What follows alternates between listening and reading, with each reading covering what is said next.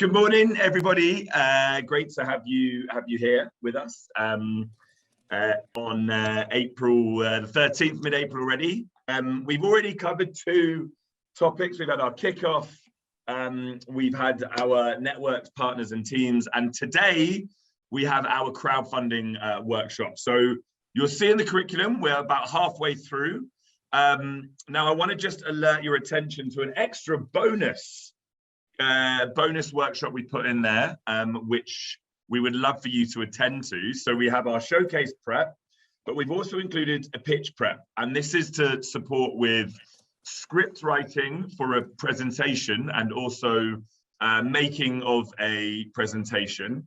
It's an online workshop. It's a little bit later, so if you're at work you can make it after work, and it's slightly shorter, but this pitch prep workshop is going to be run on Thursday the 12th of May, and that's to support you in getting ready for the public showcase on Wednesday the 8th of June. So there is an extra workshop in there. We'll be sending more information about that, but just get that on your radar now.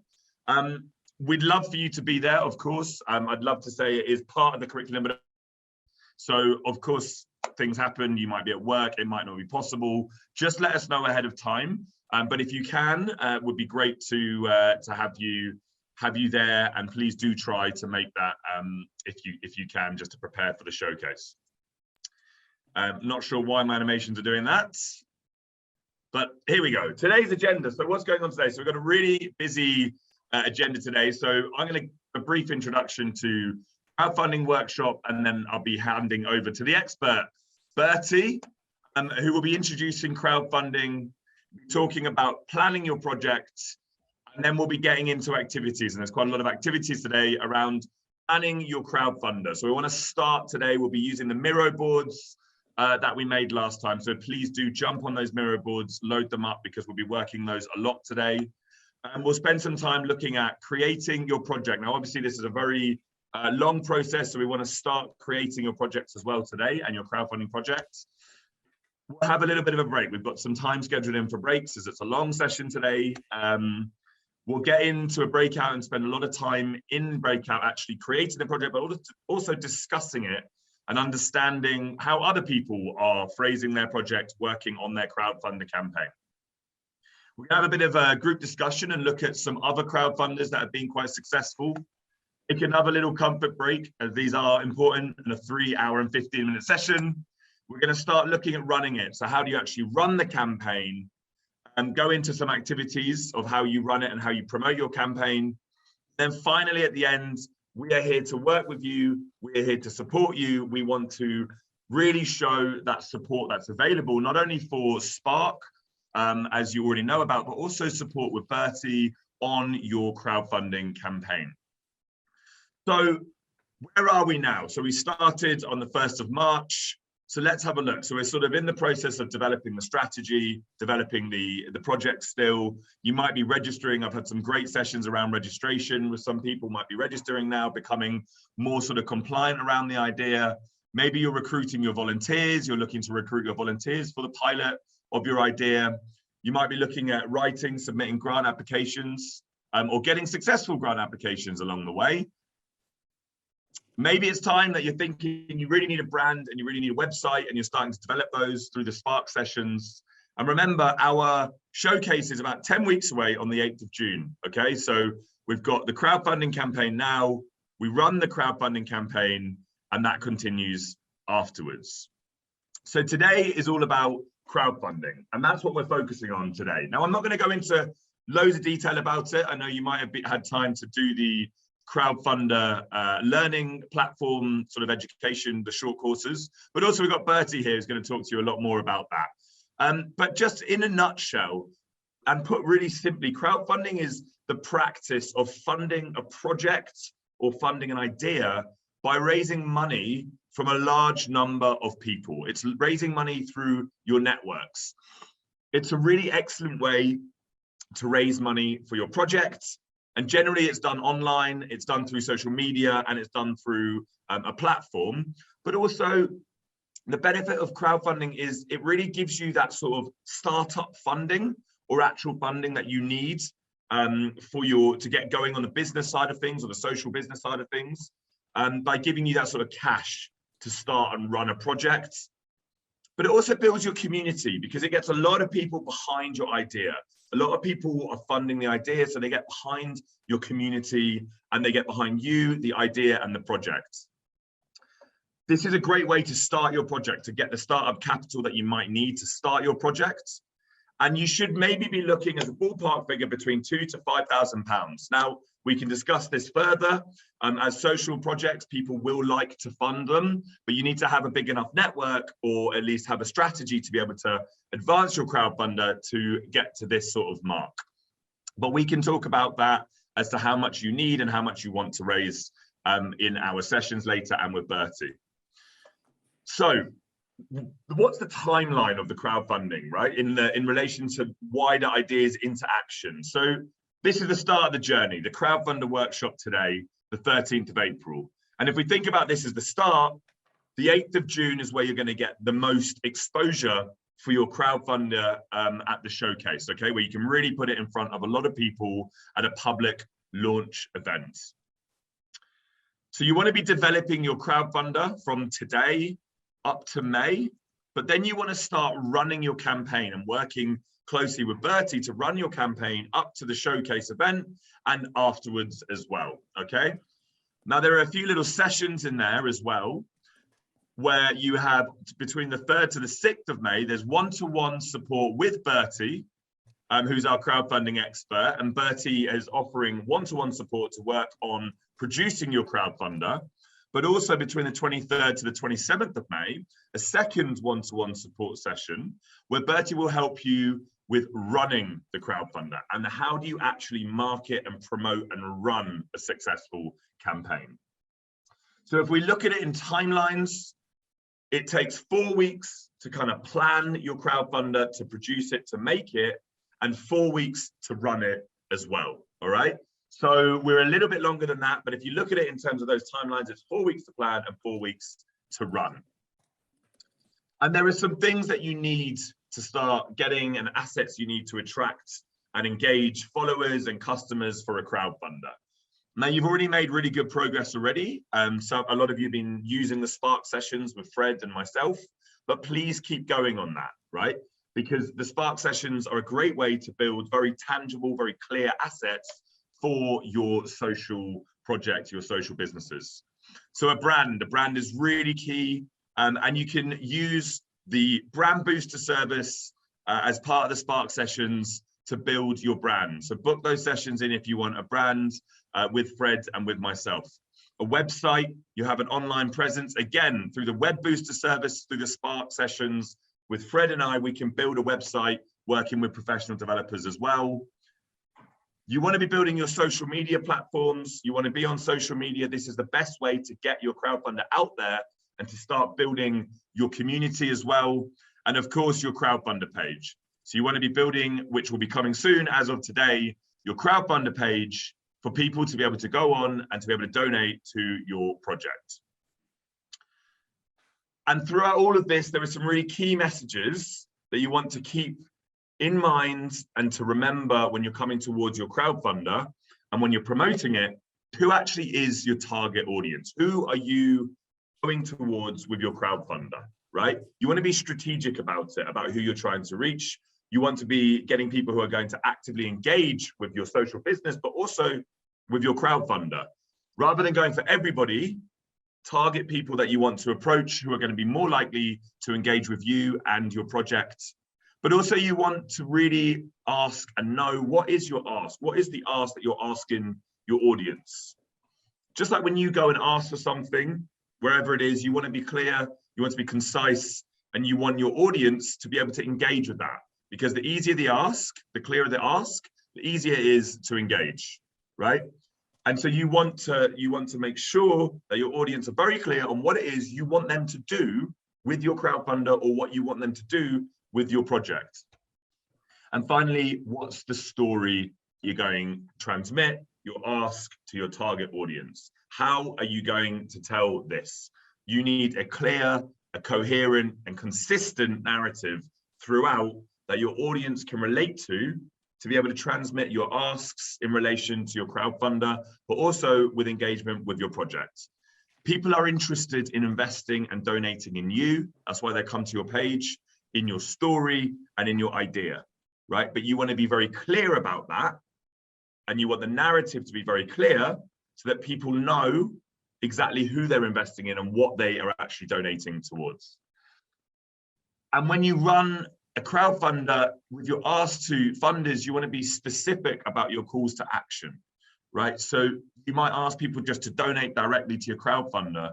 Also, maybe you then also ask them to share it amongst their network so it can grow even further.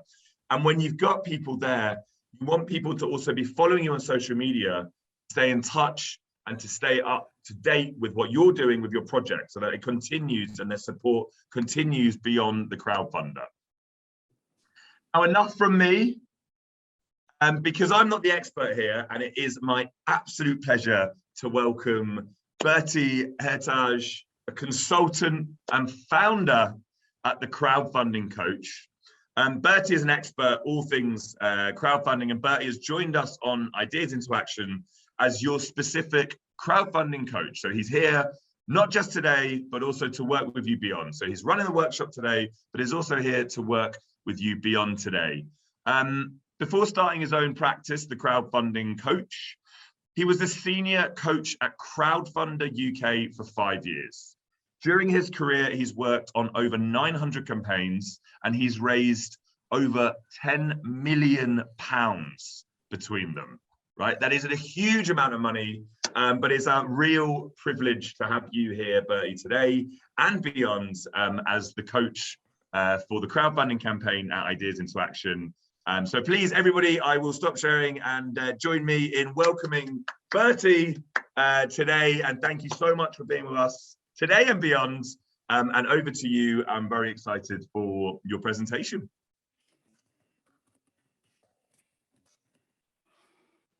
Awesome. Thank you so much for having me and for everyone for making it this morning. It's real pleasure to be in front of all of you today. I am very impressed by everything that Turn does, and I am absolutely fascinated to hear more about your own stories of entrepreneurship and what you're bringing to society to tackle some of the greatest challenges that we face at the moment. So it's really exciting time for me, and I hope for you as well. So really, crowdfunding is, I think, actually quite simple when you put the time in to understand it. And I think perhaps a lot which Lucas has said already hopefully will be confirmed again in what we discuss in the hours to come.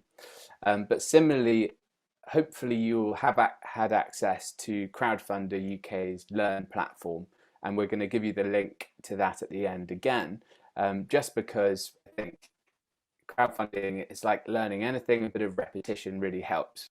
And over the process of this workshop, perhaps doing the course again will kind of reconfirm what you've learned and your knowledge. So in particular today, let's just see, there we go.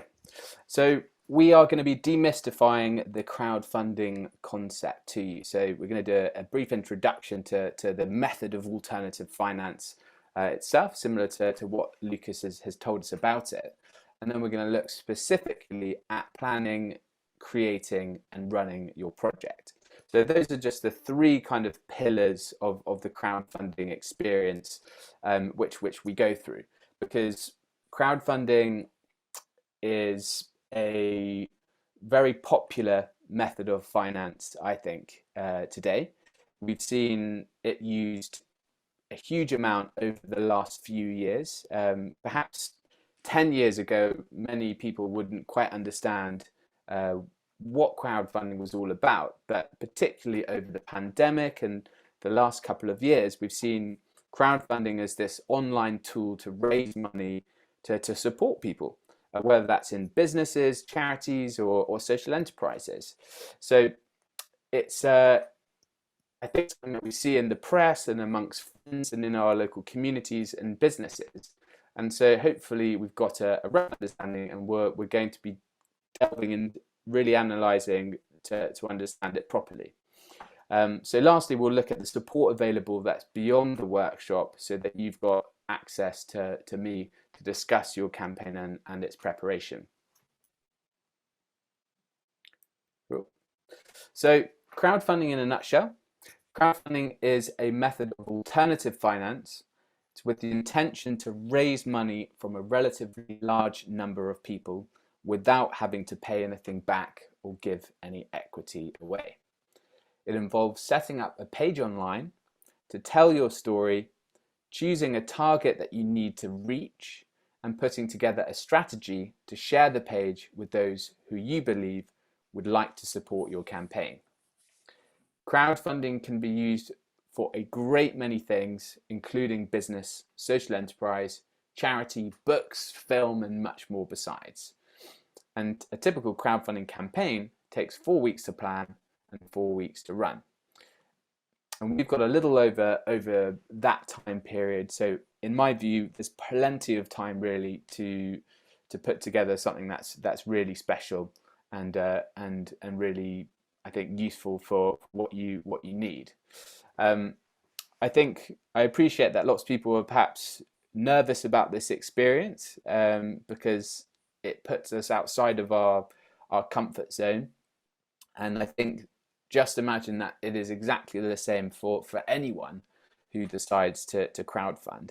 And all we can do really to make ourselves feel as confident as possible is to put the work in to understand who we think is going to support our campaign and to tell our story really, really well, and to understand how to reach people.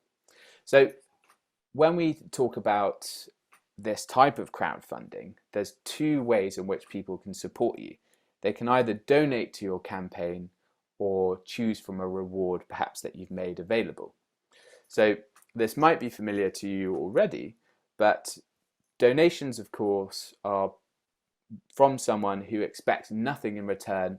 They're giving to your project because they simply like the idea of what you're doing and they want to help. Rewards, on the other hand, they allow you, or the crowdfunded platform allows you to offer a range of different perks or prizes or rewards to incentivize people to contribute a little more money in their pledge to your campaign. And we're going to look at these a little bit more in more detail later, but essentially the average amount donated on a crowdfunding campaign is £20, and the average amount spent on a reward, when you have a range covering different products and services, experiences and events, sponsorship and membership opportunities, general thank yous, the average is £50. So rewards are essentially a way in which we can get more financial support from our audience. So a few, I suppose, things about crowdfunding that we need to be on the same page about, because of course, I think it's often thought to be the golden solution to any financial problem. We'll just put the page together and the internet will fund it.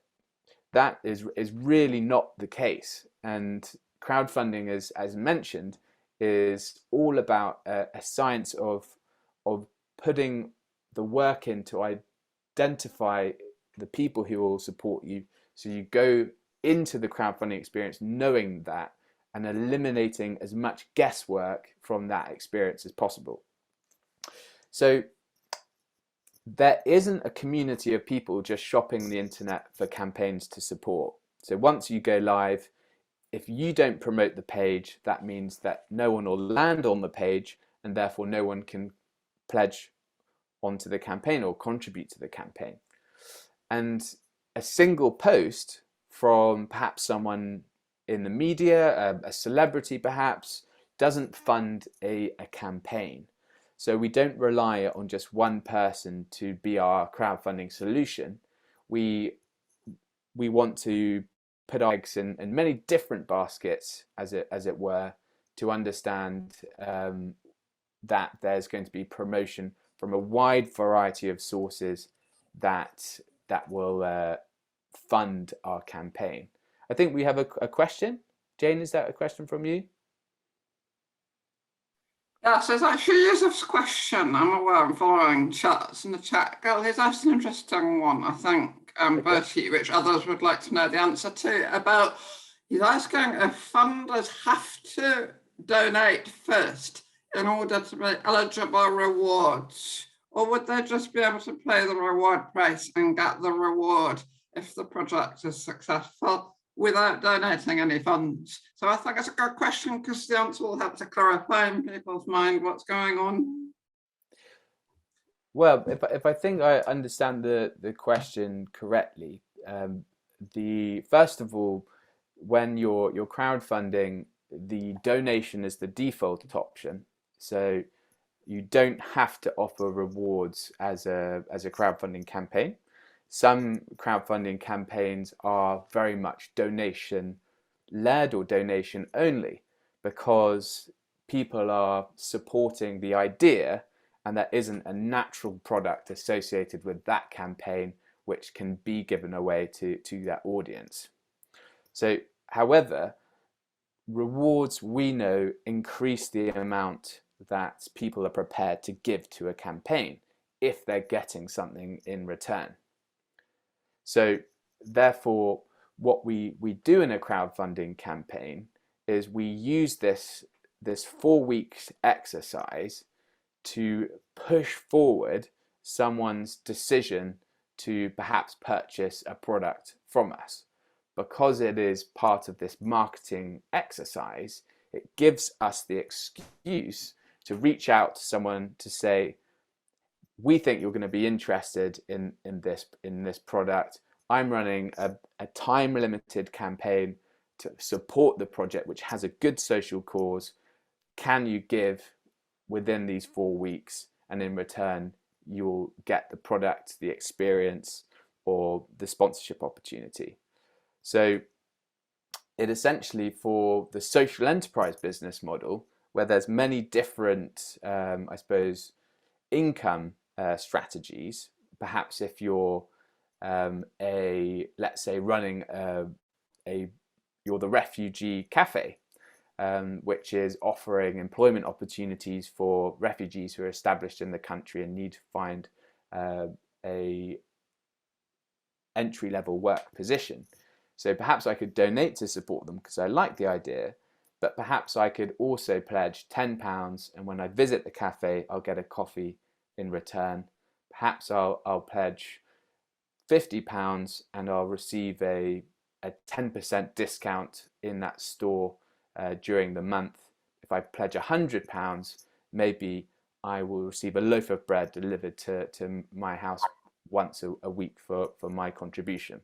So we just know that it's important to balance what the reward costs you against what the donation is. But essentially, this crowdfunding opportunity is funneling people towards making a financial decision and making it now when we want them and need the money. Does that make sense? Can I just ask a follow-on question, just to be really, really clear? Sure. Is that you can go for the reward option, can't you, and not do a separate donation? You just choose one of the rewards as your input into the overall thing. Yeah. Yes. I think that's the thing that needs to be clear. Sorry. Okay. So yes, they're treated the same as income towards the project. So when I land on a campaign, I either donate to support it, or there'll be a range of rewards and I can choose a reward. And in both cases, that contribution will go towards the campaign. Great. Yeah. Well, we'll swiftly move on. But what is true, so the more preparation you do, the more confident you'll feel and the more success you have. So everything we do today, you're going to be doing a little bit of the planning, creating and running process, so that beyond this session, you've actually started and got the ball rolling already. And crowdfunding, you've got to remember, it is a social exercise. So it can't be done in isolation. You've got to be confident. You've got to be talking to people about what you're doing. And this will, I think, really make you do that. So from this experience, you're going to get used to telling the story and becoming comfortable with that process. And the more personal and direct your approach, the better the result. So we don't rely on spamming people in crowdfunding. We want to try and make them feel part of our crowd and really, really important to us. So we make an effort with everyone where we can. So a few different platforms you might have heard of. So you've got Spacehive. This is more for, I think, projects, what we call in the built environment. So it could be buildings, supporting community centres, business buildings and so on within London. GoFundMe is to support individual campaigns. If I am an individual and I need money to do X, Y, or Z. Just Giving is primarily for charities, so raising money for Cancer Research UK if I'm running a marathon. Indiegogo is technology. Kickstarter is creative projects, and Crowdfunder, the platform that we use, is the greatest generalist. So it really is I suppose, a amalgamation or a reflection of all of the other platforms put together. But crowdfunding is a tool that we can use to tackle society's challenges. This is the most exciting, I think, way of bringing issues to people's attention while making money that we can use to actually implement the changes that we want to see in this world. And what can it do for us? So crowdfunding is, of course, about the money. That's going to help. £2,000 to £5,000 to start our social enterprise. But validation, if you can get a community of people in terms of supporter numbers to back you, then that evidence suggests to anyone that there is a demand for your service and what you're doing. And therefore, anyone who views your campaign can see that there's a community of people backing you, and therefore it gives it credibility. Awareness, crowdfunding is a marketing exercise. So within that 4-week period, you're going to be sending this page out and talking to people associated with your campaign in many, many different ways. So a natural product of the crowdfunding experience is that you raise the profile and draw attention to what you're doing. So hopefully it's going to start lots and lots of conversations that will assist you during the experience, but be with you far beyond the crowdfunding campaign itself. Advocacy. So this means that people who support crowdfunding campaigns take a huge amount of pride in doing so, and therefore the community of people that you get to support your campaign are often following your progress into the future, and therefore can be relied on to support again and to be part of your community moving forward. You're going to learn new skills. So for any business, crowdfunding really is this short course and fast course in telling your story, identifying your audience, what channels of communication to use, what messaging works with them, what they want, and how they respond to you. So all these things we learn during our crowdfunding campaign, we can apply to how we run our businesses in the future. And of course, extra funding. So anyone with a successful crowdfunding campaign will tell you that this page with money and a community against it is going to facilitate other financial discussions, whether that's with other investors, a bank, or extra funding opportunities. And Crowdfunder is I suppose, a USP, a unique selling point, works with lots of different corporations and local authorities and councils who want to make match funding opportunities available on the website. And so you as a crowdfunder should be able to see if there are any funds that you can apply to, which money can then be pledged, if successful, directly onto your campaign. And you're in good company, because some of the most amazing projects have gone through I think, the crowdfunding experience. My Grateful is a cookery school which celebrates the learning between refugees who have come to this country from all over the world, and who can teach cooking from their specialty and their local cultural cuisines to people who want to learn. They raised 123,000 very recently in 2021 to find a building where they can run their cookery school from in Clerkenwell. We've got Timepiece, which was a successful application or phone app which connected refugees and local people in London to swap skills and activities. So it was just about establishing refugees into the community and connecting them with people. So if someone could play the guitar and then someone else could teach French, then those skills could be offered and swapped within the community to start those conversations and those relationships. Build a Home for Refugee Cafe was in Lewisham. They raised over £30,000 to put together a cafe in itself, which they provided employment and training opportunities for out-of-work refugees. Birdsong is an extremely successful social enterprise which is trying to promote a fairer and more sustainable fashion industry by bringing people who have, or women who have faced barriers to employment previously, into their fold and into their employment to learn new skills and get jobs in our economy. And this was an interesting project I found which connected Syrian refugees as tutors for Arabic students who wanted real discussions to meet real people and have that real cultural exchange to learn the language. So there are many different opportunities to crowdfund, and I think really this is going to be very key in trying to help you see how you tell your own story. But why do people pledge? So that is very interesting and important to know. So essentially, we must like your idea to make a financial contribution. They might want to support you as an individual, or they want the reward available. So your page, your story has to reflect all of these elements. They have to have a clear idea that people can get on board with.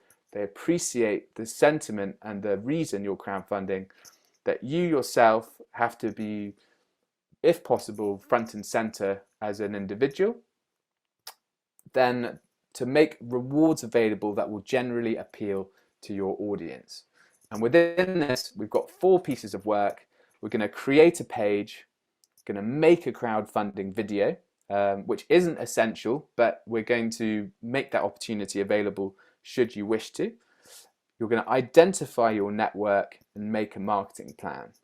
So if you look at the crowdfunding experience, then this is really the kind of key elements to focus on and to think about what you're going to be doing. So we are running a bit behind time, so we're going to try and catch up on ourselves slightly. So planning your project is the first section that we're going to look at.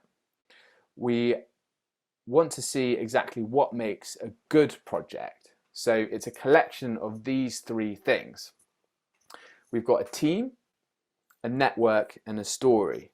And while many of you are crowdfunding as individuals, if not all of you, the team in this case is the process of trying to surround yourself with people who can offer support in the creation of your campaign. So an example for me, I crowdfunded a few years ago for a magazine and to publish my magazine. And within my team, I had a photographer, I had a designer who made the magazine, and a filmmaker who made a YouTube series for me. So within that team, they're all associated with the project, and I could therefore rely on them to bring a certain number of people to the crowdfunding page. And therefore, if I can break it down, I know that each of those people, by no stretch of the imagination, knows 20 others, friends or family, who they can get to pledge on my campaign. So between the 4 of us, I knew that roughly I could find 100 supporters, which means if I'm running a rewards-based campaign at £50 a pledge, then that's my first £5,000. So that's how we work in trying to understand the meaning behind the number, well, the teams of people that we can loosely bring in to help us. Whether people can supply 5 people here, 2 people there, 10 people there, every little helps. So crowdfunding network, that's important. And I appreciate that as many of you are setting yourselves up in the UK, we're going to help you build a network here for your organization. So I think that must be something that probably worries you in the back of your mind. And this is something that we are going to work on together so that you can really, really go into the crowdfunding campaign having an idea of the individuals, community groups, organizations, businesses who are going to make up the promotion and support of your campaign. And of course, story. A good project needs a good story. If there is no compelling reason that it is of any benefit to society or individuals, then people won't back it. So it has to be clear, it has to be concise, it has to be motivating and interesting for people to either recognize its importance in society or that they're getting something in return. So it's really important, and we're going to work on that to tell the story a little bit today and moving forward. So this is your core network map exercise, and you're going to see a template for it in your Miro boards. And this is really just to help you try and understand all of the different groups of people that exist and who you're going to try and I suppose identify and contact ahead of and during your campaign to support your project. So roughly within a network, we look at a team. So perhaps the people who are associated with our project and who I mentioned earlier, our friends and family, any existing supporters that you might have, perhaps if you've done something before in social enterprise or business or community, or you're registered or you've started this enterprise already, local media opportunities, key individuals and people who have got access to the audiences you're interested in, local businesses, social media groups, pages, and things to follow, partners, so that could be someone like Turn or the crowdfunding coach, or anyone who has previously helped you in some way or is part of your journey. So this is just to really understand that crowdfunding doesn't come from the middle of nowhere. It comes from having a very good understanding and trying to map out where possible the people relevant and interested in our project. So I use this exercise to break down the project in its entirety into its kind of key themes. So this we're going to look at in our breakout sessions to try and understand a little bit about what I think terms we associate with our own project. So for example, Fat Macy's, this is a social enterprise in London, and their aim is to work with people, young people in temporary accommodation to gain the skills in restaurants, their restaurant, and to find the funds from working with them to put down their first deposit on a rental opportunity to get a place to live. And they are based in London. They have particular outlets, cafes or restaurants in Shoreditch, Peckham and Pimlico, all different areas. Their focus is homelessness, unemployment, training for young people, and the benefit system. The fact that the benefit system in the UK is very often criticised that it doesn't support these young people who are trying to get the deposit they need to find a rental property. And what do they offer? So their solutions to this crisis: food and drink opportunities, catering, a cafe, restaurant, events. And we know that their competitors, some similar social enterprises, are Change Please, Kitchenette Cart, and My Grateful, which are essentially operators in a similar area as their own, and that through these competitors we can kind of trace their journey and perhaps tap into some of the networks that they've worked in previously. So crowdfunding is all about desktop research, and I just use extremely basic tools to identify where groups of people might exist already, where journalists are talking about certain subjects, and where certain companies or organizations are posting. So I think as a good starting point, you can use Google News. So if you just go to Google, we type in search terms that we have. So we look at the location, or if I was crowdfunding for Fat Macy's, I'd perhaps look at London homelessness, Shoreditch homelessness, Shoreditch unemployment. It could be homelessness restaurant, unemployment cafe, and any kind of search relating to competitors. So you can see that if I'm searching Google News and I search Shoreditch homelessness, then articles will present themselves which are discussing that particular subject. So therefore I can see perhaps who's written that article and include them on my network map as someone who's interested in my subject. And similarly with Facebook, if I look at perhaps Shoreditch homelessness, then I'm going to be able to find any groups or pages or events that exist in the London area that are associated with my subject matter. So I then list these different groups and pages on my network map, and it's my job as the crowdfunder to contact all of these pages, to follow them, to become involved in them, so that when I'm running my crowdfunding campaign, I can have the permission to post about my story and my campaign and try and get some interest through them. And similarly with LinkedIn, you can find this is a very useful resource to identify the people who are talking about your subject, and to connect with them really will just help you start that conversation and treat this as that social expertise and exercise to become part of this conversation. So in your Google Drive, you've got a spreadsheet, and this is just a replication of the network map. And it really, you just want to keep this in your back pocket, and you want to make this as exhaustive as possible, and really, really think about this a little bit every single day to try and flesh it out. And I've kept in there that you have your the group you've identified, so existing supporters or friends and family, the contact method, whether you're going to reach them by email, WhatsApp, Instagram, you're going to call them, and what the status of that conversation is.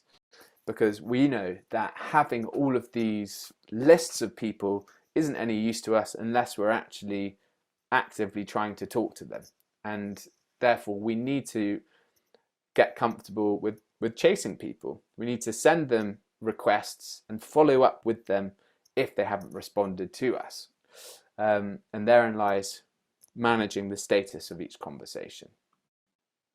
So this brings us to a first activity. So we're going to break up into our sessions, and we're going to look at planning my crowdfunder, and therefore these two exercises. So let's say we've got about 15-20 minutes to identify your key themes. So go to your Miro boards, look at the location where you're based in, whether that's London or Scotland, or the particular borough, region, community. There are different locations associated with what you're doing. What your focus is, so what's the solution you're trying to, or the challenge you're tackling, what you're offering in return, and perhaps some competitors that you're aware of. And then we want to start filling in our network map on the Miro board as well, some just starters on who we might consider part of our network. So here are the templates that we'll be using. I might need some help, Lucas, jumping into the breakout sessions, if that's all right.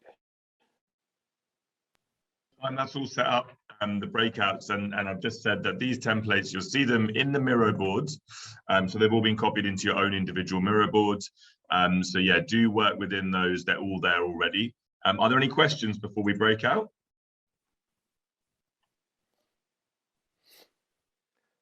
Well, perhaps, shall we say 15 minutes, just so we're not behind time? Yeah, that's fine. I'll just open up the rooms now. So I think if we can be back in the general discussion by 11:30, then that maybe will give us a little bit of time to be back on track. And I think we can answer any questions in the breakout sessions too, if that's okay. Yeah, we had one raised hand. Was there a raised? Is that Abed? Do you have a question? I'll ask you later. It's not time sensitive. Thank you. Brilliant, thanks. We can answer definitely that in the group sessions. They'll be kind of conversational too. All right, let's open up and see you guys in a bit. Thank you, everyone. So I appreciate that wasn't much time, but hopefully that's something to start on, and really something you want to try and do a little bit of every day. Identify where your gaps are in your network and try and build lists of any relevant businesses or community groups, as small or as large as you can, so that we can start to build an audience. So a couple of tips on social media. This is an excuse to build your socials. So try and look at those 3 channels in particular: Instagram, Facebook, and LinkedIn. So be sure to follow those relevant to your project. Become active in the groups associated with your subject. Research those individuals and businesses that reflect your aims and connect with them. And when posting, there's no better time to start than now, because you learn as you go. Be brave and be active.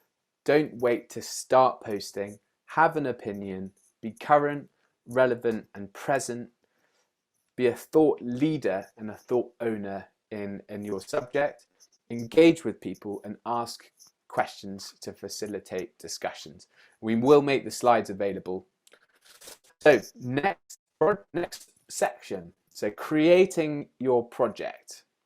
So this is all about essentially the nuts and bolts of adding your project to crowdfunded.co.uk. So I think everyone here basically, I've been informed that you are non-for-profit, or it's a community project. So you would need to select this particular box, because when adding a project to crowdfunded.co.uk, you will be asked to identify what type of crowdfunding campaign you are, and it matters because the fee structure is different. So for non-for-profit businesses or community groups, then the platform fee is 0%. For a business, it will be 5%.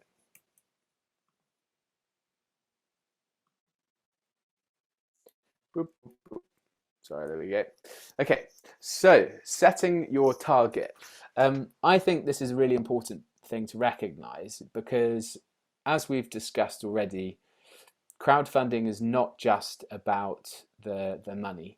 It really isn't. This is part of your kind of whole schedule of work you're doing within the Turn experience, and it's going to help you no matter how much you raise if you put the planning in.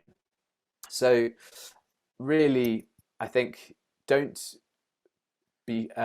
worry about choosing an absolutely huge target. Go with what you feel comfortable with, and when we choose a target, we go for that which is as realistic as possible, because you can imagine if I launch a crowdfunding campaign with a £100,000 target and I've just started a new enterprise, I don't have a network, then it's going to be nigh on impossible to get there.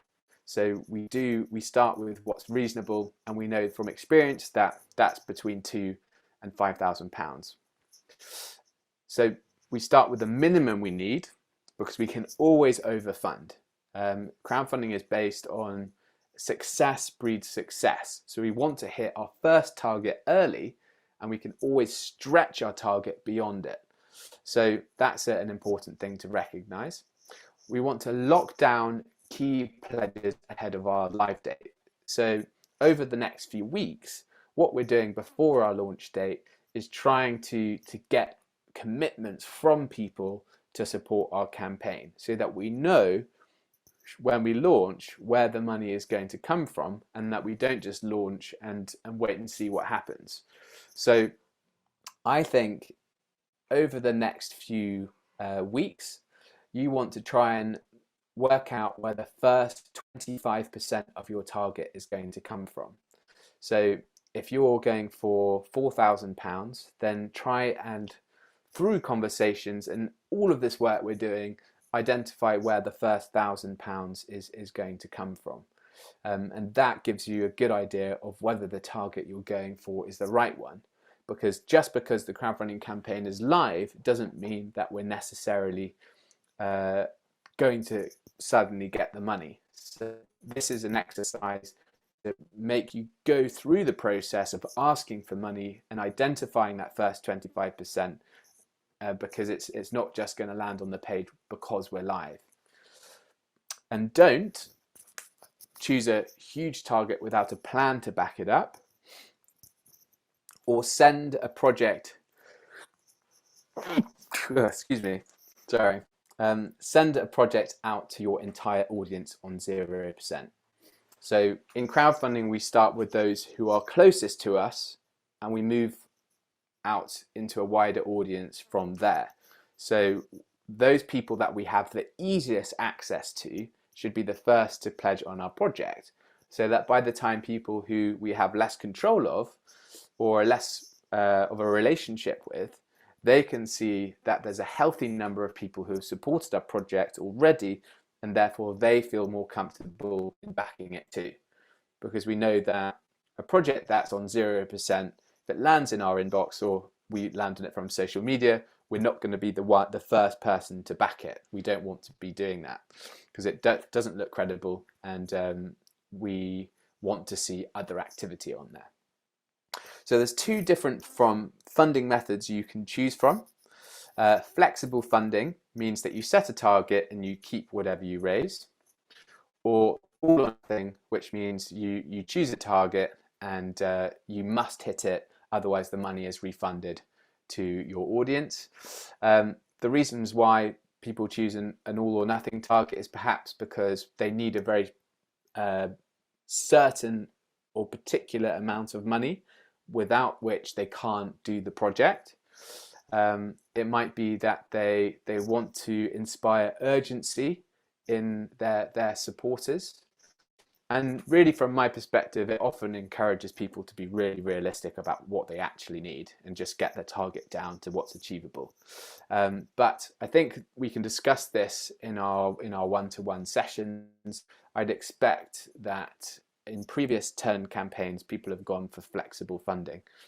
But a good point to remember is that the average donation on Crowdfunder is £20, whereas the average amount spent on a reward, if you've got a wide range, is £50. So just perhaps if someone would just like me, I might have given it away already. So if we're, just so we check with paying attention, if we're running a rewards-based campaign, how many supporters do we need to hit £4,000? Anyone like to throw their hat in the ring with an answer?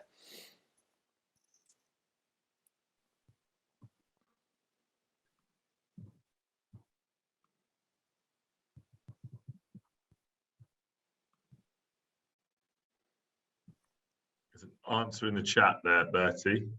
Okay. 100 to 200. Yusuf. Well, pretty much. Yusuf is straight on the money there, because what we do in that, thank you guys, is that if we know that for a rewards-based crowdfunding campaign, the average amount is spent is £50. So we divide £4,000 by 50, and that gives us a minimum of 80 supporters. So when choosing your target, break it down in terms of supporter numbers. That's what I always do, because it'll help you think, actually, do I think I can find 80 supporters? Is that a realistic number of people that I can reach to back my campaign? So if you choose the community project option, so a non-for-profit business, then the platform fee is £0, but there's a transaction fee. So the payment provider, which holds the money and manages each of the transactions of donations and money spent on rewards, they take 1.9% plus 20 pence per pledge plus VAT. So plus 20% on that. If a pledge is coming from outside of the European Economic Area, then it's 3.25% plus 25 pence per pledge. So I think it's just worthwhile that bearing in mind that, for example, if you're going to raise £1,000, then and you need you're accounting for about, let's say, 3% in fees, then your target will essentially need to be 1,030 if you really needed £1,000. So just be aware of the fees when you're choosing your target, and you make sure that you've got, after fees, everything you need to complete the project. So I'm going to show you a crowdfunding page. This is the Fat Macy's page that we looked at earlier. I think it's a really good page. Simple, really straightforward, and I think is a good example. But any crowdfunding page just includes the basic information of who you are, what you are trying to achieve, why it is important, and how it's going to happen. So what you're going to do with the money. So that's taken you onto the page. But you can see it might not be loading that quickly, but you've got a title at the top, help us build a new training academy. You've got a project aim, which is a short and concise summary of what you're doing. With your help, we want to build a new training venue in Shoreditch to expand our program and increase our impact. They've got a crowdfunding video here.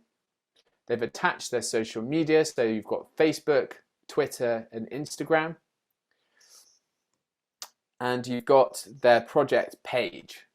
So when you're adding your story and putting the information into the page, it will give you the opportunity to add headings, so these larger titles, and this essentially breaks up the page to make it a bit more interesting and digestible to read.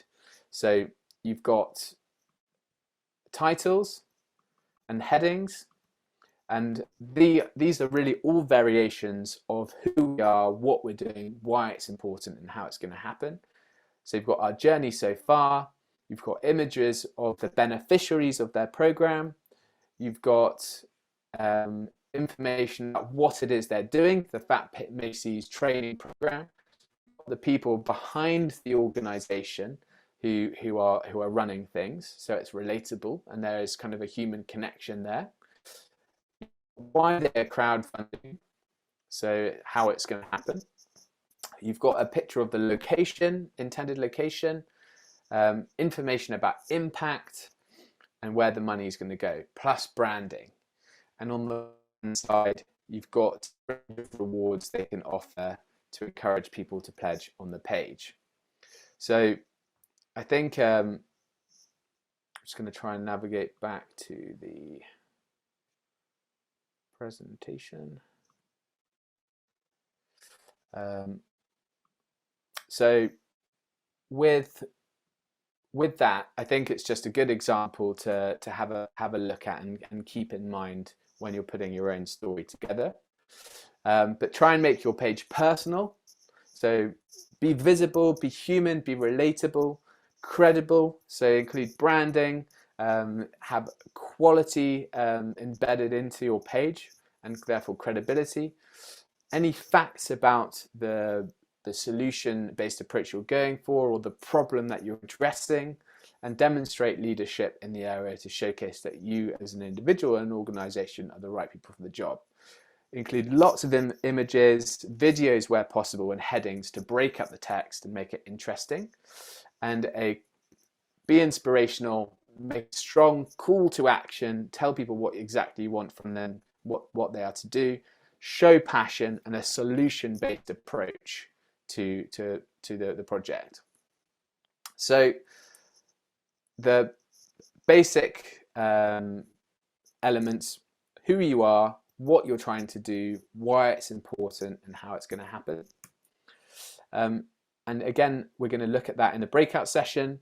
And the rewards, the different categories that exist. We've got products and services, experiences and events, sponsorship and membership opportunities, and general thank yous. I've got some examples here from Birdsong, the social enterprise we looked at earlier. This is products and services. So an early bird opportunity. So those who pledge first, there's a limited number of dot dresses available, £125 a pop. Fat Macy's, the social enterprise we looked at, have made a hamper available. So a basket of products and produce from some of their partners, but their own kitchen. And you've got, there's a crowdfunding campaign by a social enterprise called Find, Sell, Work, and they work with people in prison to teach them the skills of embroidery and sewing, and they are celebrating their 25-year anniversary and have made a book together, all of their patterns, and for £35 you could claim the Threads of Time book. So rewards, experiences and events. Find, Sell, Work similarly made a package available where you could get a book and a full day stitching workshop for £4 to learn about stitching yourself. Fat Macy's made a meal for £6 available in their private dining room. But other rewards might include tickets to an exhibition showing artwork, tickets to a football match, or language classes like we saw perhaps in some of the examples given earlier. Rewards, so sponsorship and membership opportunities. You can sponsor an individual to complete the program. So perhaps a beneficiary of your enterprise, someone can pay money to support them on their own journey. They could subscribe to a delivery every month. Let's say if your enterprise was that cafe bakery model, they could buy advertising within your website, within any marketing collateral you have, or any venues that you're based in. There could be a discount of certain products. The opportunity to put their name on something as a sponsor. So, for example, if you're looking at building a community park, then perhaps someone could put a bench there, and they'd put their business name on it or their individual name on it. Or access to events throughout the year would be a type of membership. And a general thank you. These tend to be rewards that don't cost us anything to give away. So things like Spotify playlists, digital or handwritten postcards, digital recipe card, and a thank you video for people who have supported our campaign. So we've got a 10-minute break now. So I think let's have a look at our schedule.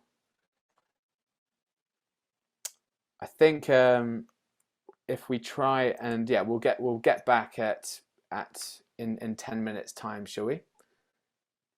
That sounds good. Yeah, so we'll come back at 3 minutes past 11. But we've been going for an hour and a half, so do take a break. And we'll see you guys back here in 10 minutes at 3 minutes past 11 for a prompt start into breakouts. Awesome. See you then.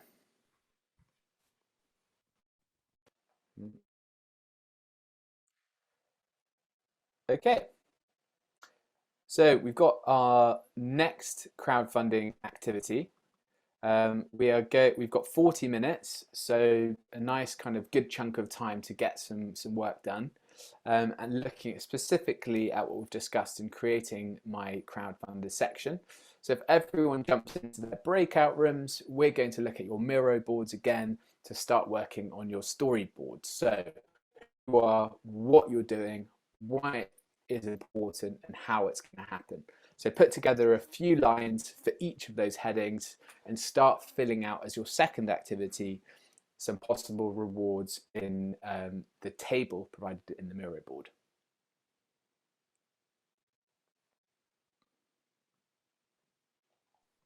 I think there might be one more click on, Bertie, to see the templates. Oh. There we go. These are the templates themselves. So hopefully all should be very clear and everyone's managing to edit their Miro boards okay. So yes, we've got 10. So really if we focus on half an hour, 15 minutes for each activity and then 10 minutes at the end to chat and present back to the facilitator. Basil, just to say, we'll share the slides afterwards in the Notion page. So yeah, we will share these slides. Cool. I'm going to open the rooms.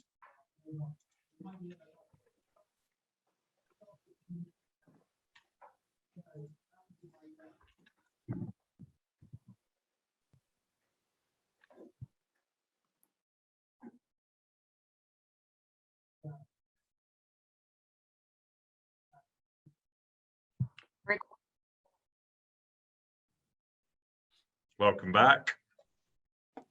Hey, sorry about that. I think dodgy internet. Have we got everyone back in the room?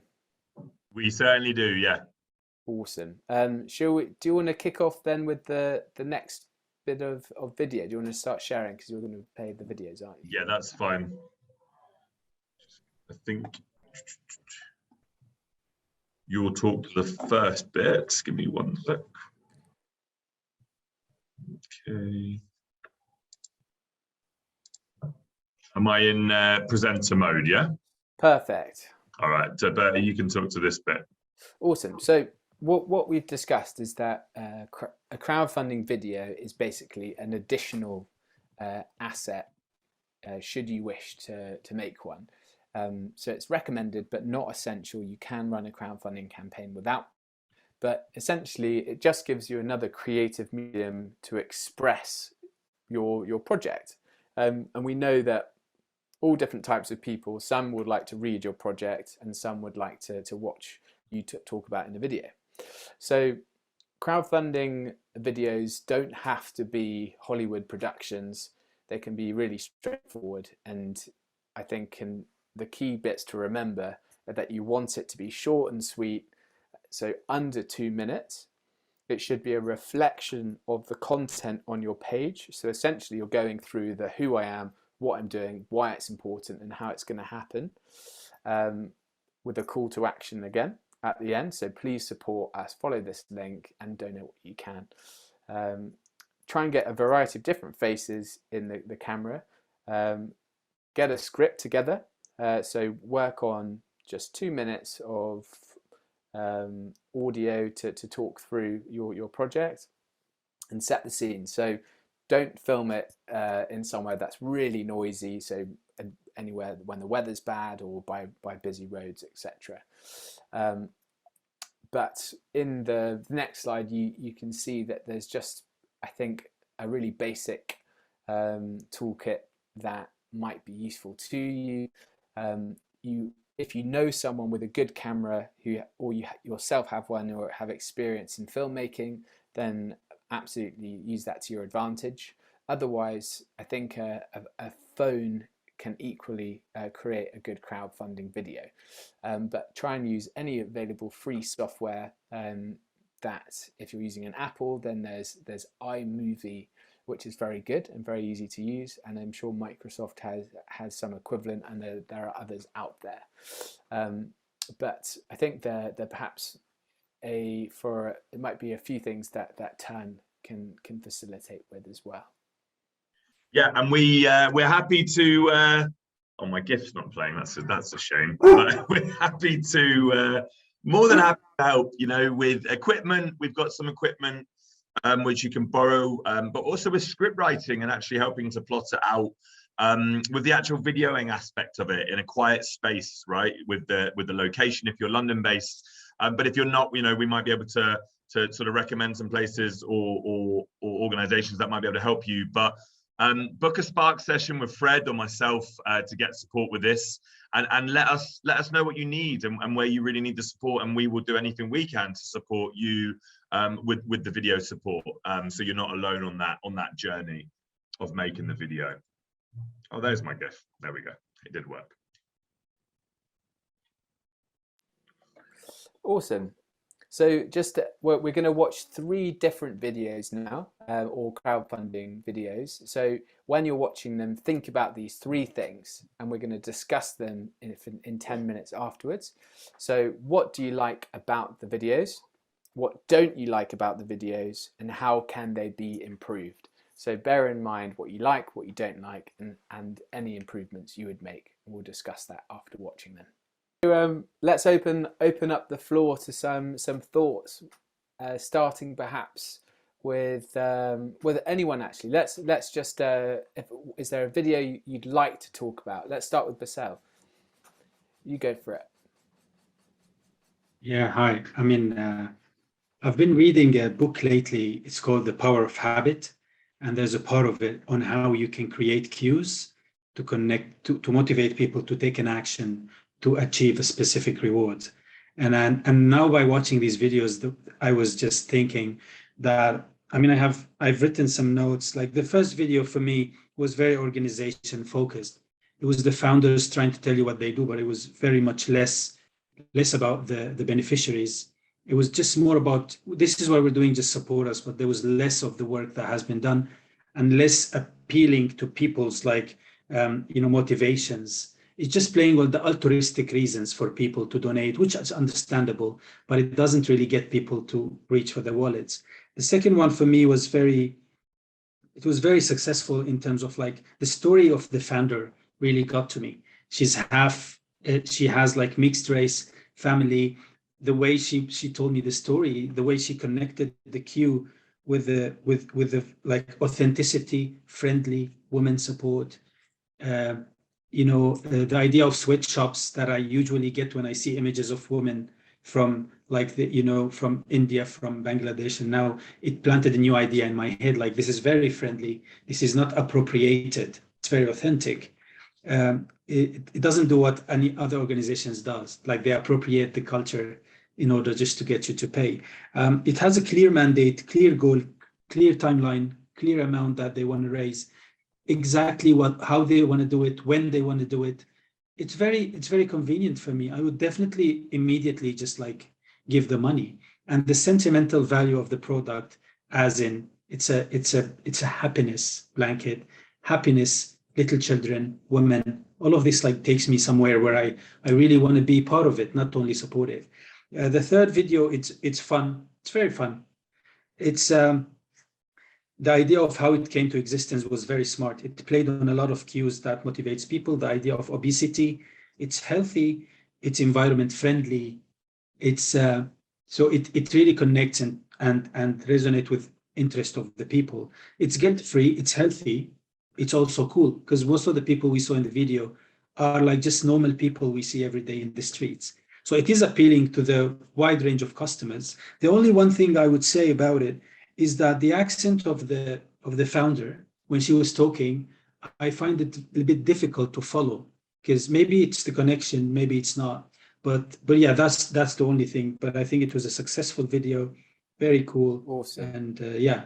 Well, I mean, I'm really looking forward to your video because I think you've obviously got really good analysis of all of those videos. I completely agree with your points, and especially the introduction, as Jane says, of subtitles for all manner of reasons, whether you're hard of hearing or there's accents to get past, or that you're not in a space where you can listen to the audio that are going to be useful for a campaign. But yeah, thank you so much. Any other? We've got just a few minutes until 15:15. Any other thoughts on the videos? Yusuf, Yusuf? Yeah, I agree with most of the comments that Basil made, but in the first video, there was something that I kind of captured my eye. At the end, the very last message was actually, you will be helping your community, the families, the wider goal, the vision, which was, I think, quite good at the end. But later on, when I watched the second video, it was more like practical. The last slide was all like, the Instagram and the social media, so to the ways to connect.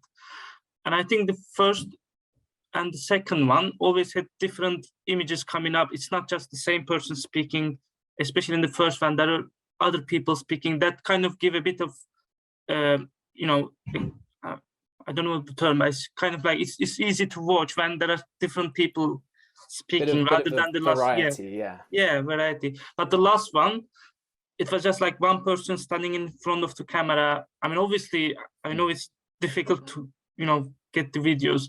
And then, yes, she had some quotations, some comments from people, which sounded really well scripted and not that authentic. Like people, I think there was only one guy who was sounding authentic, but the other was like really kind of, it's all well, something like acting. So it didn't sound a bit, intimate to me or real to me, really. But again, I understand how difficult it is to create these videos. It's not to devalue the effort and everything. They're all amazing, but absolutely. And I think there's to some degree is not everyone is a natural presenter. So perhaps when you're thinking about dynamism, variety, it's trying to find people who are. Let's quickly go. We just got a minute left, so let's go to the next two lines of thought we've got, and then we'll probably wrap it up.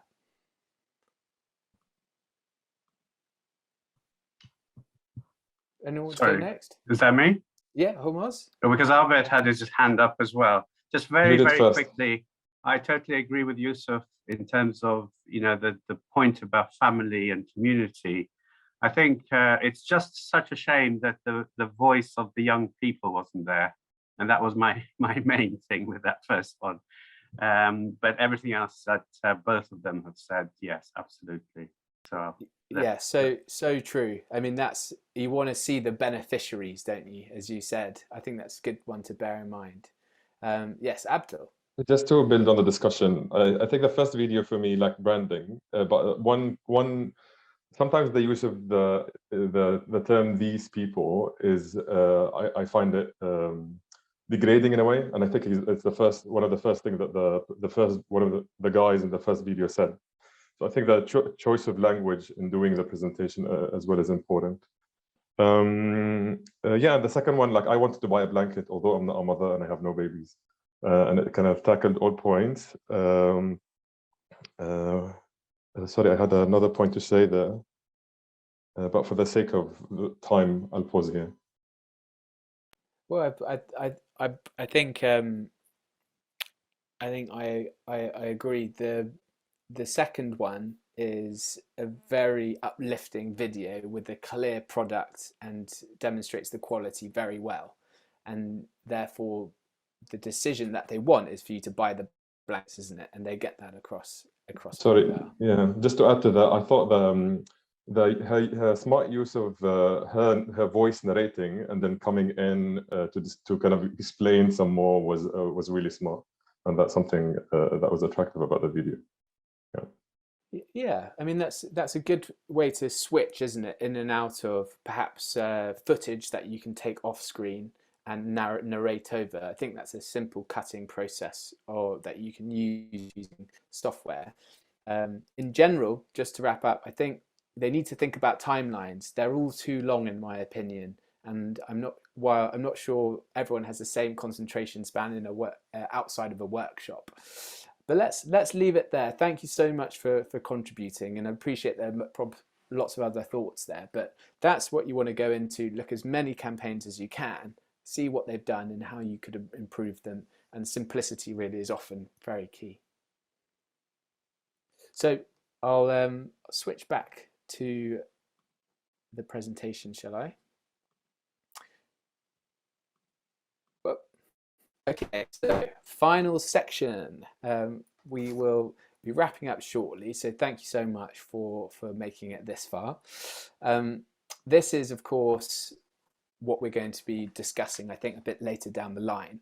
But really, it's when you click the live button, what you're going to do, because that's the key thing to remember. Okay, we've done all this work, we've made our page, we've identified our audience, but we're actually going to have to start crowdfunding at some point. So I think the best way to think about the conversations that you need to have is to try and achieve an outcome from everyone, because we know that you are delivering projects of key social benefit. That's the whole kind of Ideas into Action program, and that way you, I think, can try and angle support, whether that's requesting that someone shares the project, that they offer a reward, or make a financial contribution.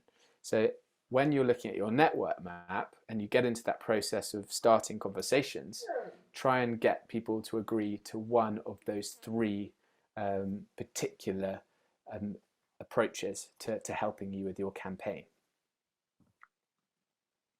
So the marketing campaign, or marketing plan rather, I personally am not a marketeer,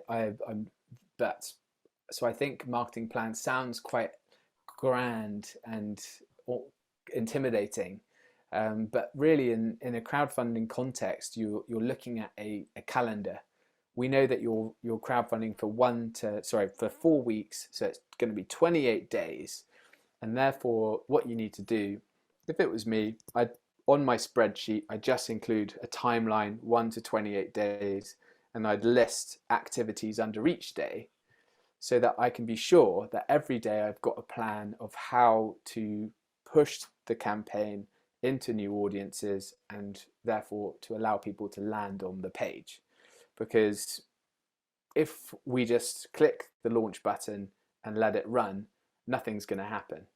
And so it's really important that we bake in activities that cover all of the channels that are available to us. So promotions on social media, that's our own accounts, those are partner organizations, local businesses, community groups. You've got media publications, so are there any local newspapers or journals speaking about this subject matter? Any organizations on LinkedIn that can share the page, or any key partners like Results CIC or Turn, or the crowdfunding coach who can share what you're doing, and just to ensure that you've got this range of activity, because without it, you know that the momentum will drop and that people won't land on the page. So it's a creative exercise to think of as wide a range of activities as possible, and to pre-plan them and to get them agreed before you launch. Abdul, we've got a question. Yes, it's about time. Why does it have to be 4 weeks? I just kind of think if you are building something and you're building a network around it, the more time you have, the more potential people that can support you and come in. Well, lots of people make that suggestion, but really it's actually 4 weeks is the best timeline you can hope for, because crowdfunding is a short and sharp exercise in its core nature. So any longer than 4 weeks, it's really difficult to maintain any momentum or interest in the campaign. So what tends to happen if the timeline's too long, then it loses all urgency of people who are going to support it. They won't see the time pressure that's going to incentivize them to make a contribution now when you need it. So typically what happens with a 4-week crowdfunding campaign is you've got a peak at the beginning of interest because it's exciting when you launch, and a peak at the end because it's exciting when you're closing. So the challenge is in the middle, and that's when you need to book in all of that activity to ensure that people are being consistently drawn to the page. And if it's longer than 4 weeks, then you're just creating that big gap in the middle where it will lose interest. And likewise, it's, in our experience, it's very hard to maintain everyone else's interest in the campaign, let alone yourself. So that's why we create clear definitions of what we want to achieve, and we create this hard and fast exercise, which is time-based, to ensure that we can get it done and move on to the next thing. Does that make sense? Very clear, and I hope we can explore the topic a little bit further in one-to-ones in the future. But yeah, for sure, absolutely. Humaz? Just a very quick question from Ruby, actually. When you were talking about those videos being too long, she's asked, what do you recommend as the video length for a crowdfunder page? So the optimum video length, in my opinion, is 2 minutes, because I think that is difficult to ask, but personally, I switch off after 2 minutes, and I think the internet is a distracting place, and you've really, because the way that we talk about a crowdfunding video as a reflection on the page, who we are, what we're doing, why it's important, how it's going to happen. So if it's too long, then, and people have stopped watched, they haven't seen the call to action at the end, and they haven't had that kind of ask to support the page. They're much more shareable, much more digestible, and therefore I think it's a good challenge to try and get it as condensed and small as you can, really. I think also, in my opinion, a crowdfunding video is one of those things that the simple act of putting one together is just the demonstration of your commitment to the campaign. So as a crowdfunding coach, that's what I often look for is people's commitment, and that gives me an idea of how much effort they're putting into the campaign. And even if they choose to do 30 seconds on their phone, hey, this is what I'm doing, that in my view is still quite a useful format that gives it some extra content and interest. Thank you, that's a great point. Yeah, indeed. It also, I appreciate there's some issues about personalization in these campaigns, and there are some who, for many, of course, good reason, don't feel comfortable appearing in any videos themselves. So it might be that you can be behind the camera and you can choose filming and do a narrative over the top, so a voiceover. That still might be an option, to go out and collect footage and talk over it. Okay, so I think Crowdfunder has a marketing plan. This is going to be available in your Google Drive. I think this can be simplified, but when you're working through your platform, which I think is worthwhile checking through again, because it will help consolidate some of this information and just reaffirm it to you. It essentially will just give you a few tips on what to prepare in the weeks ahead of your launch, and the actual timeline during which you are live. So do download it, have a look at it, and perhaps put your own one together in a simpler format if you wish, but it just might have some suggestions as to what you can do to share the project. I think we've just got one last activity to run through. So I think this is, how is everyone doing for time? Because I appreciate we're running over. I think 10 minutes should be good, Bertie. 10 minutes? Okay. Yeah. So if we spend just 10 minutes, and what we want is to think of 5 different ways you might be able to promote your crowdfunder, and start filling out your Miro board, how you're going to do that. I'm going to give you some suggestions quickly, because I think that it's actually quite a challenge, but I just want you to get thinking through this challenge. But so my idea would be, as a promotional activity, so idea 1, share a post on social media introducing the project. The channel would be Instagram or Facebook. The organization required would be for me to establish a following on social media channels, follow relevant people and engaged in discussion. A second idea might be approach a local paper or news outlet, media outlet, and ask them to write an article on my behalf. So channel would be local press. Organization required, make a list of journalists and reach out to them individually with potential stories. Idea 3, create a WhatsApp group, channel, WhatsApp group, make a list of close friends and family who perhaps can be the first people to pledge on my campaign. So I'm happy to share those examples with you, but let's just jump into our breakouts and have a quick, get some notes down so that when you come to plan your campaign, you've got a bit of an idea as how you're going to proceed. And if you click on one more, you'll see the template, which is in the Miro board as well. So everything there that Bertie was talking about with the idea, the channels and the organizations that you need, you can just pop them in there. Okay, we're going to break out.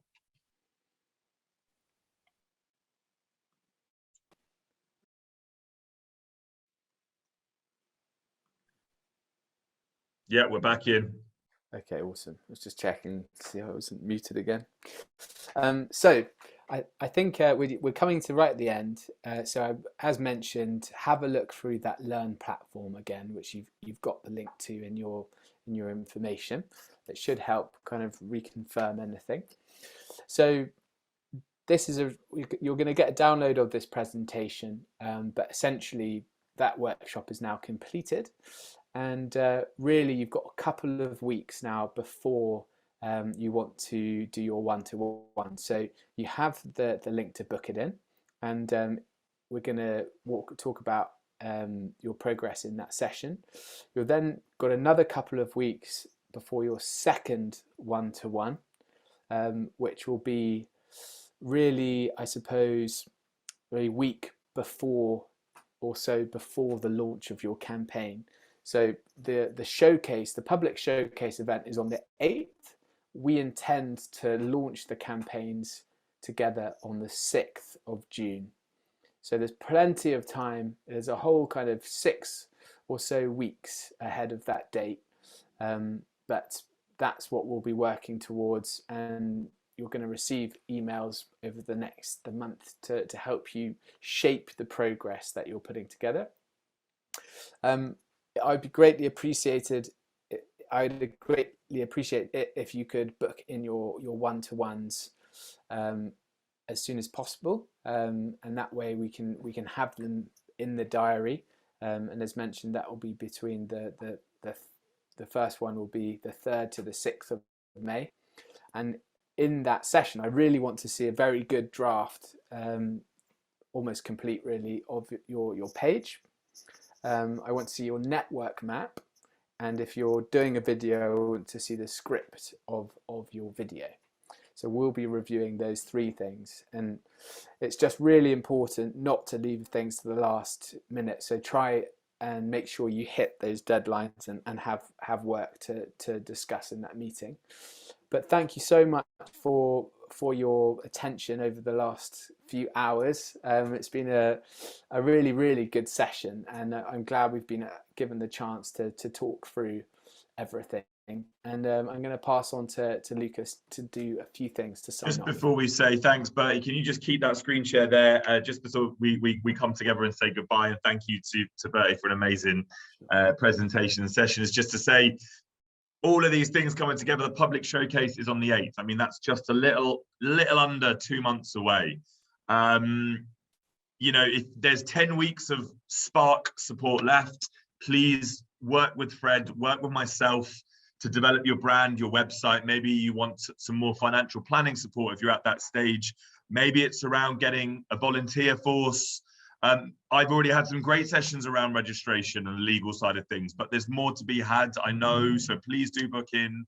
And grants, there are some deadlines coming up in June, and there's a lot of grant writing and funding and finding that we can support with as well. And of course, there's the crowdfunding with Bertie. But if you could just click on one more, I'd be very grateful. And this is all on the Ideas into Action Notion page. of which I'm going to now take over the screen share and just want to just go into this a little bit to say that we are keeping it up to date. This Notion page, this is our central page. We're keeping it up to date with everything that's going on here, but also we've got small little sections here. So, you know, when can you book with Bertie? Here is all the information about it. There are outlinks as well. So please do spend time in this page. We put it together for you. We put it together with information. But more than that, if you go into the Spark offer, in here we've got obviously the one-to-one you can book with Fred or myself. But there's also lots of extra outlinks. So if we look at brands, there's further outlinks to other pages that will explain how the brand process works. There are videos. If you want to build a website, it explains how the websites are being built. And just to say, this is all part of the program. It's not necessarily, I don't want to use the term pro bono service, because it's part of the Ideas into Action program. So no, it's not going to cost you any money, because a couple of people have asked me. It's fine. You know, if you want a brand, if you want a website, you're going to have to ask for it, but we want to give it. And we work with professionals on this, right? We work with external developers and designers, and you can find out all the information. This is all from Turn's central database that we provide to other entrepreneurs that we work with throughout the year.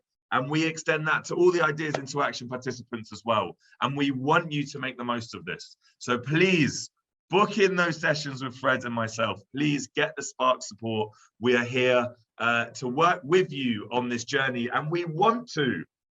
We enjoy it. It's why we do what we do. So please do book in as much as you need. Having said that, we'll be away for the next 2 weeks. So I'll see you guys in May. And finally, please, just a tiny bit of feedback. If you could scan this QR code very quickly and leave us some feedback. There was some lovely feedback in the chat. Bertie saying that this was an amazing session already. Please put that down and scan this QR code. Am I showing the QR code? No, I'm not. I thought that might be the case because I saw some blank faces. So I'll just quickly reshare this QR code. Was I sharing the Notion page at least? You were, yes. you were. Okay, well that's good. That's good, because we'd have to do that again otherwise. So please scan this QR code, which I'm now sharing, I believe, and give some feedback. You know, let us know what we're doing right, what we're doing wrong, what we can do better. That's how we learn, and we love feedback. At Ideas into Action and on the program, you know, we are always trying to improve to make our programs better. So please do scan this QR code or go to the link there, bit.ly/feedback-into-action. That's it from me. Just want to come together one final time as a group just to say thank you, everybody, first of all, for coming and being so attentive and participating in what was a great session and being so just on it. You guys are an amazing cohort. It's a pleasure to work with you all, but also thank you, Bertie, so much for an incredible session today. I learned loads, brilliant session, and I'm sure everybody is looking forward to the one-to-ones with you. But once again, everybody, please join me in just saying thank you to Bertie. And after that, please, you know, have a wonderful rest of your day. Awesome. Thanks a lot, Lucas. Thank you so Thanks. much. Thank you, Bertie. big time Thank you, to Lucas. and Bertie. Results Thank you, CIC everyone. as well. Thank you. And Turn. Take Thank care, you, Turn. everyone. Yeah. Speak soon. Bye. Bye. Bye. Bye. Bye. Bye. Bye. Thank you.